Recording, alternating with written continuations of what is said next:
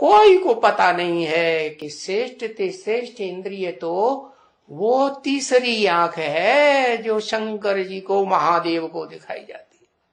उसको शिव नेत्र कहते हैं, कभी शंकर नेत्र नहीं कहते। क्यों? क्योंकि सुप्रीम सोल शिव उसमें प्रवेश करके वो दृष्टि देते हैं, जिसे कहते हैं ज्ञान का तीसरा नेत्र। तो अब कोई बतावे कि वहां है कलंकी वाला, है कहां? वो कलंगी वाला, वहां है कलंगी वाला, और यहां अभी यहां वो देखो कलंगी कहां है? अभी है?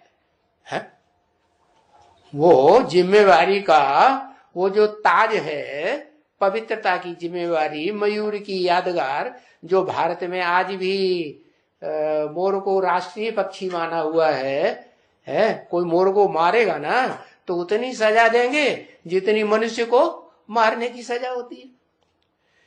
तो देखो वो कलंगी वाला श्री कृष्ण आत्मा कहाँ है? श्री कृष्ण तो होता है सतयुग में, वो आत्मा है ना। उसमें आत्मा है कि परमात्मा है? क्या है? उसमें आत्मा है ना। श्री कृष्ण में आत्मा है ना। शरीर है, उसका नाम पड़ा है कृष्ण, और आत्मा का तो नाम ही आत्मा होता है? आत्मा का नाम आत्मा, न कि परमात्मा है। परमात्मा तो जब पहचाना जाए तब पता चले कि परम पाठधारी आत्मा, क्योंकि बाबा ने समझाया है कि सभी शरीरों का नाम बदलता है, जिसका नाम परमात्मा गीता में कहा है, परमात्मा इति उदाहृत है, वो तो शरीर छोड़ देता है, ये पतित शरीर, या पावन लाइट का चोला धारण करता है, या पतित चोला लेकर के रहता है। कौन सा चोला धारण करता है? उसका तो अणु अणु क्या हो जाता है? लाइट का चोला हो जाता है। अणु अणु में ज्ञान की लाइट।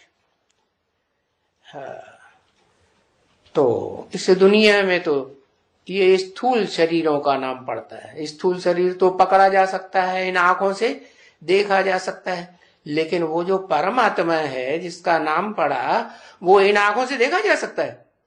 नहीं देखा जा सकता। हाँ,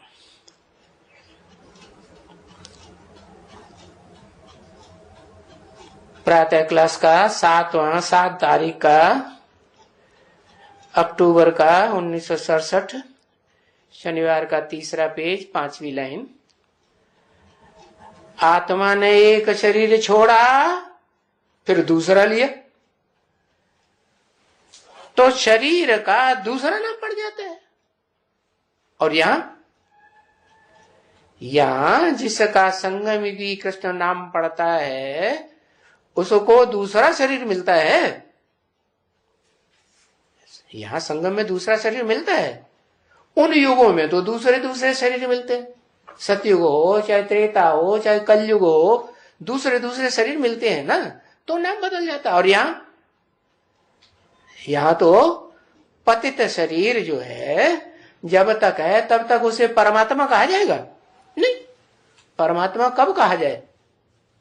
जब सारी दुनिया जाने कि इस आत्मा तो भोगी आत्माओं के बीच परम माने ऊंचे ते ऊंचा, बढ़िया ते बढ़िया, बेस्ट, जिससे ऊंचा बेस्ट कोई हो ही नहीं सकता। तो आत्मा का नाम बदलने वाला नहीं होता है? किसका नाम बदलने वाला होता है? शरीर का नाम बदलता है। बिल्कुल नहीं बदलता है शरीर का नाम, वो आत्मा का नाम कभी नहीं बदलता है। तो बाप बैठ करके कहते हैं, अगर श्री कृष्ण का शरीर श्री कृष्ण की आत्मा का शरीर तो सिर्फ सतयुग में ही होता है।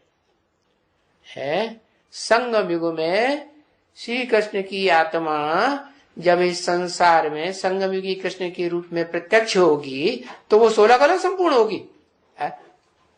होगी 16 कला संपूर्ण तो नहीं होगी। कैसी होगी? वो तो कलातीत होगी, इंद्रियों का सुख भोगने वाली होगी, देह का सुख भोगने वाली होगी। क्या?